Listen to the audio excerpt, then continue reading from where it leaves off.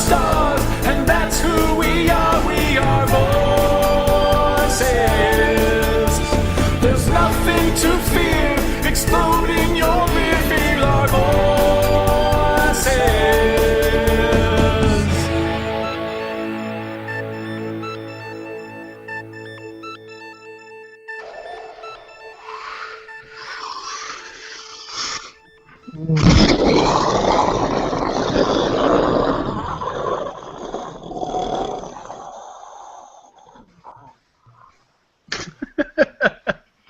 Intensity. I'm sorry, Mike's camera was off. I should have clicked over. But if you were watching on YouTube, it would have been wow. It was intense. I've been practicing.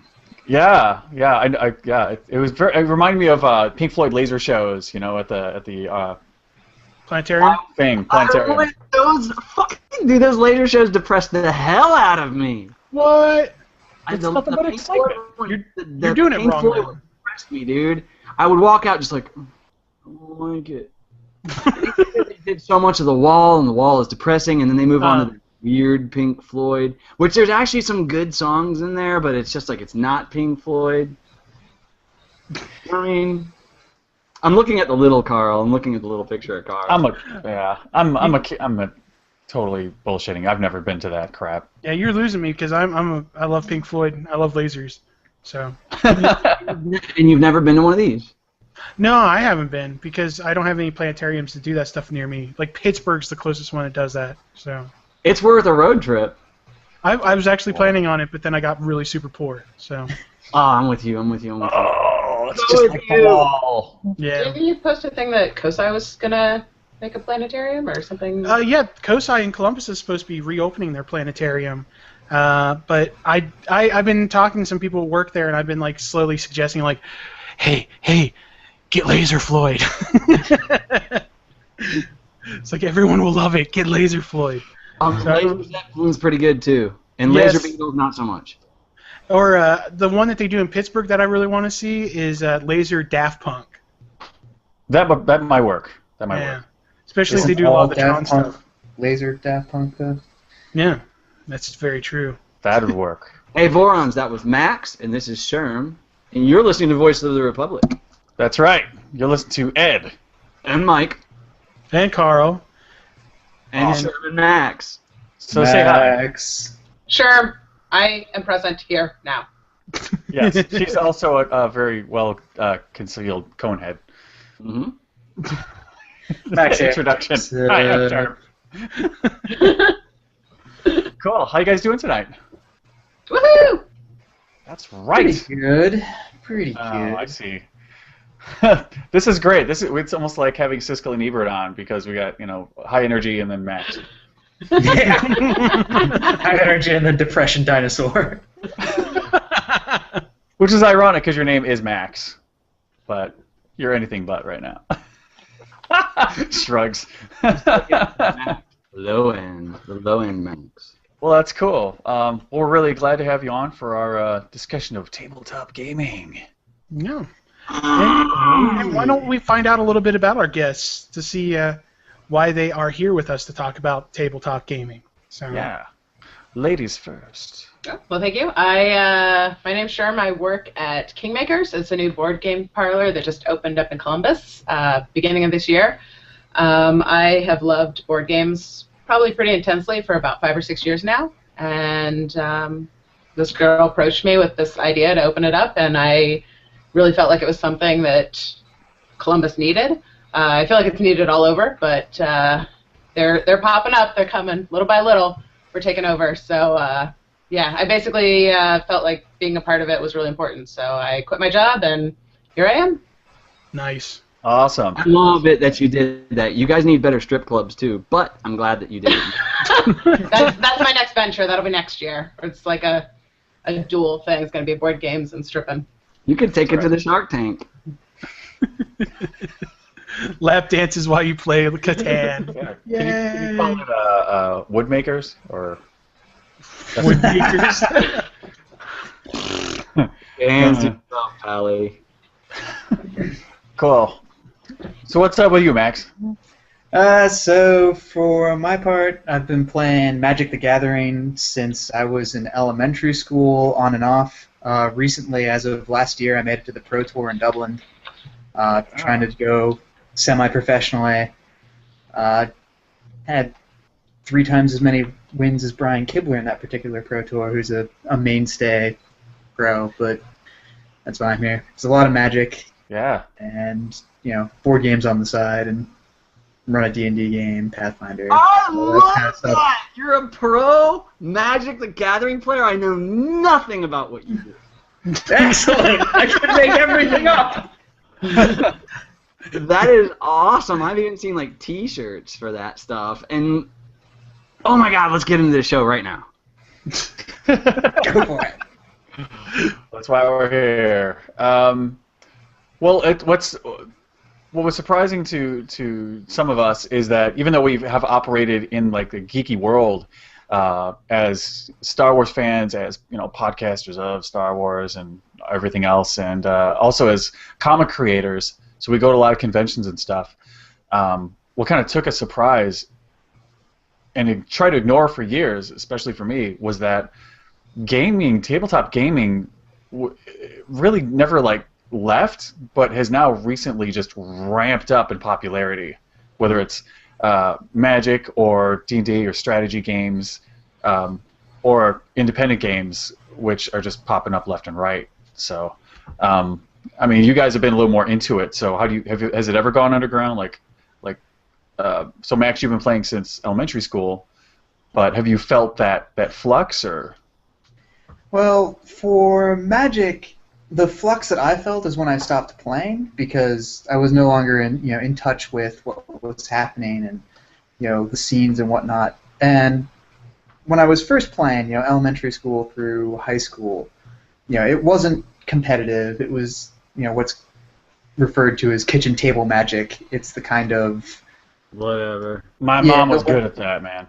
Yeah, it's Her meatloaf. yeah, brilliant. So Terrible. and then stopped, and once I started getting back into it, me, my brother, 3 of my friends, we were like, all right, we're going to start traveling to tournaments, we're going to start play testing, we're going to try to start doing these Pro Tour qualifiers, and at that point it just seemed like it was it was everywhere.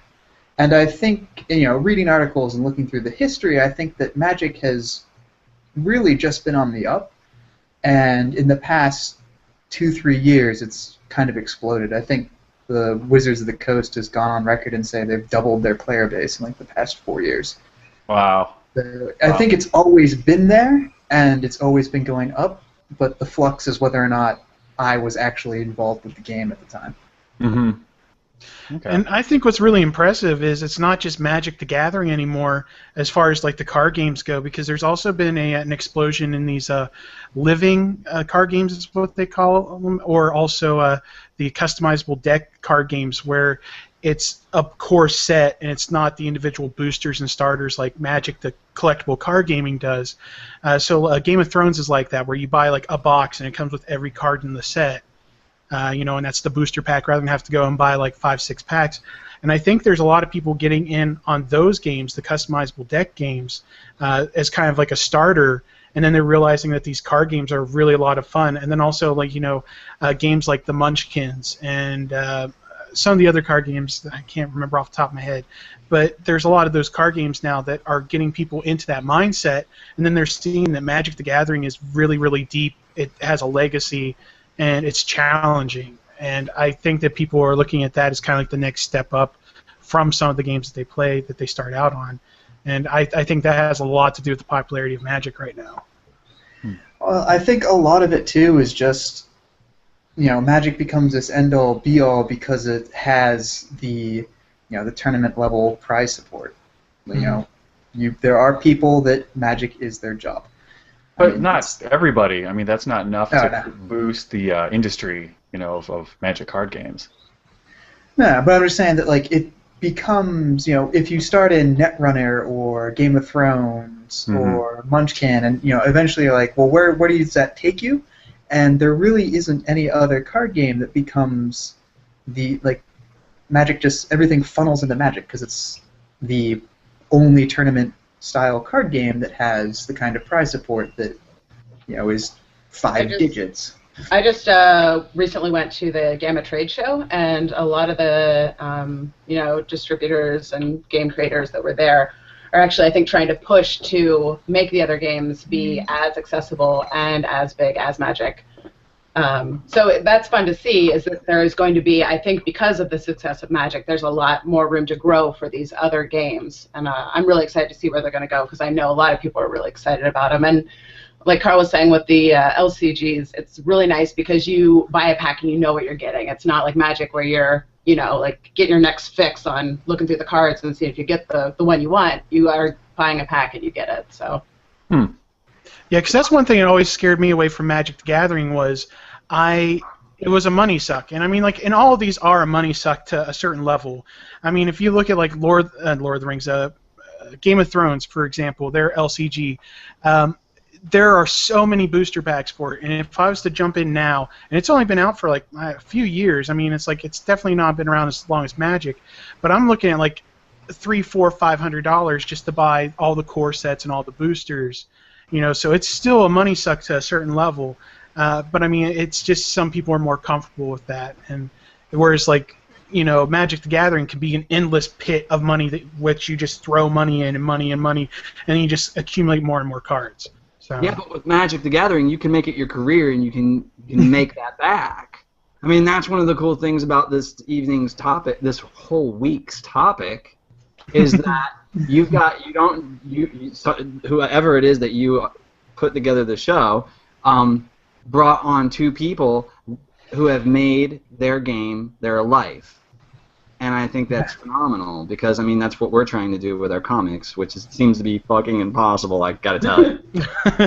But it seems like it's like Vegas, though. It's like, I've been playing cards, now I'm going to go pro, but gambling, I don't know. No, I don't see that at all. A long shot. You used to work for Golf Channel. There are pro fucking golf players. I live next door to people that I'm a pro golfer. Yeah. No, it's still ridiculous. But, yeah. But, I mean, I love that it's possible. That's a beautiful thing of living in this future. Yes, it is. Oh, we've only got a couple minutes left of the segment. Now we have to bullshit through it. No, we'll just stop. Well, but, I mean, the thing is, though, is I think it's also really interesting that we're talking about card games being professional level and competitive, but we're seeing more and more things from our childhood. I think a lot of it has to do with our generations. Because I think there's like about, we're all around 30, 40. I think we're really accepting. It's an average, guys. Just just go with it. Just fucking go with it, God. No hurt feelings. But I think we're more accepting for these things that we grew up with in our youth to be acceptable as adults. Video games, toys, sci-fi comics. These are things that 20, 30 years ago, if an adult was into those things, they were strange. Whereas now we're getting to the point that like adults are more accepting of that. They're still involved with those things, and I think that's one reason why you're seeing the money come into these things, so you can have professional gaming, professional video gaming, professional Magic, because you have people dropping the money into it because that's not something that kids can do. So these hobbies are growing up, and you're actually seeing them become professional. Just kind of like football. I mean, football is literally a game, but there's people out there that make millions of dollars off of it. Mm-hmm. What's the difference between football and Magic the Gathering or Call of Duty or golf? It's all a pastime that has become professional because there's money in it, because adults have taken into it. Brain injury. There's brain injury in football, and you get laid doing football. Yes. Yeah, but you've been at conventions. You know about Nerd Prom. People get laid at conventions. There's sex for everyone, You have sex, and you have sex, and you have sex. I mean... Everybody has a groupie. You just got to find them. For real. For real. There's something warm and stinky for everyone to rub up against. And now that is how we cap a segment. That's right. Cool. Yeah. Well, we're gonna wrap it up for tonight, and we'll be back tomorrow to talk more tabletop stuff with Max and Rebekah. If you're checking us out for the first time, welcome, and don't forget to go to www.vorradio.com. Find out how to get in touch with us. We've got a very active community on Facebook, so come on, hang out with us. Talk whatever geeky crap and stinky things you like. Mm-hmm. Drove up against. Rub up against us. That's our next T-shirt. You are. Come on, rub up against us. And if you would rather speak to us than rub up against us, you can contact us on the Republicom. It's always open. 407-409-8749. Toll charges do apply. 2-minute limit. Or if you rather, you can email us at voiceofrep@gmail.com. We accept MP3s and text emails, so go ahead and feel free to hit us up with a voicemail there or with an email. Yes. And if you like to rub and talk, most of you motherfuckers have my cell phone, so give me a call. So until tomorrow, may the force Be with. Badass. Now that is in sync. Not in sync.